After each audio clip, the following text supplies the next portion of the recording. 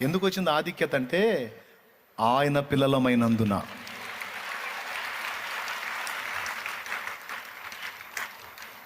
మళ్ళా నువ్వు ఏదో చిన్న పని చేసినా సరే, నువ్వు సామాన్యమైన ఇంట్లో ఇప్పుడు మామూలుగా కొంతమంది పనులు కొన్ని రకాలుగా ఉంటాయి. నువ్వు ఆఖరికి ఒక పని మనిషివైనా సరే, ఇళ్లలో పాచి పని చేసే పని మనిషివే కావచ్చు నువ్వు, కానీ నువ్వు బాప్తిస్మం పొంది ఉన్నట్లయితే పని మనిషివైన నీ చుట్టూ దేవదూతలు ఉంటారు. అన్న నేను నా బతుకు ఇళ్లలో పాచి పని చేసుకొని బతికేదాన్ని అన్నా, నాకు దేవదూతల కాపుదల ఏంటంటే, సమాజం దృష్టిలో మనుషుల దృష్టిలో నువ్వు పాచి పని చేసే వ్యక్తివే, కానీ దేవుని దృష్టిలో నువ్వు ఆయన ప్రియమైన కూతురివి. ఇంకా చెప్పాలంటే యువరాణివి నువ్వు. రారాజు నీ తండ్రి, ఆయన ముద్దుల కూతురివి, యువరాణివి నువ్వు. నమ్మితే ధన్యులు, నమ్మకపోతే అన్యులు. అదిగో అదిగో చూడండి, అక్కడ ఆ ఫోటో చూడండి. మారు మనసు పొంది రక్షణ పొందిన బిడ్డ బైబిల్ చదువుకుంటుంది, అక్కడ కూర్చొని. అది దూతల కాపుదల చూడు ఎలా ఉందో అదృశ్య రూపంలో. అది రియల్ అంటే రియల్ ఫోటో కాదు, అది నిజంగా మనకు ఆ కాపుదల ఉంది. నీకు తెలియదు సోదరా నీ విలువ, నీకు తెలియదు సోదరి నీ విలువ. అది నిజం. ఎంతమంది రౌండ్ వేశారో చూడు. దీనికి బైబిల్ నిరూపణ కూడా ఉంది. ఎలీషా ఒక్కడేగా. ఎలీషా చుట్టూ సిరియన్లు దండు కడితే పనివాడు చూసి దడుచుకున్నాడు. వామ్మో ఏలినవాడ, మనల్ని చంపడానికి సిరియన్లు గుంపు వచ్చారు, నేను బయటికి పోయి చూశాను, వామ్మో చాలా గుంపు ఉన్నారు, అయిపోయామన్నాడు.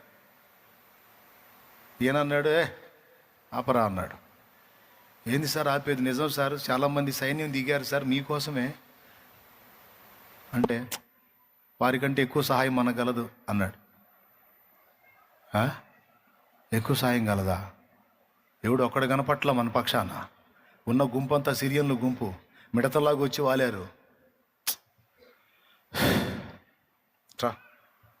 దగ్గరికి వచ్చాడు. యెహోవా, వీడు చూచున్నట్లు వీడి కళ్ళు తెరువు అన్నాడు. వీడు చూచున్నట్లు వీడి కళ్ళు తెరువు అని కళ్ళ మీద చేయబెట్టి చేయి తీస్తే అప్పుడు సిరియన్ల దండు కనపట్ల. ఎలీషా చుట్టూ అగ్నియు పర్వతమును గుర్రపు రథములు రౌతులు, ఓ పెద్ద సైన్యం కనపడుతుంది ఇక్కడ. మళ్ళీ ఎలీషా ఒక్కడే. ఆ ఒక్కడికి ఎంత సెక్యూరిటీయో చూడు. ఎందుకో తెలుసా? ఎలీషా దైవ ప్రవక్త. దైవ ప్రవక్త, దైవ ప్రవక్తకే అంత సెక్యూరిటీ ఉంటే సాక్షాత్తు దేవుడి కూతురికి కొడుక్కి.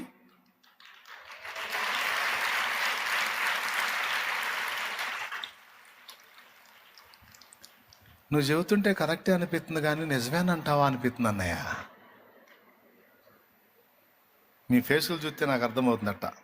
నిజంగా నిజమమ్మా, నిజంగా నిజం. నేనేదో మీరు ఆనందపడతారని చెప్పట్లా, ఉన్న వాస్తవం చెప్తున్నాను నేను.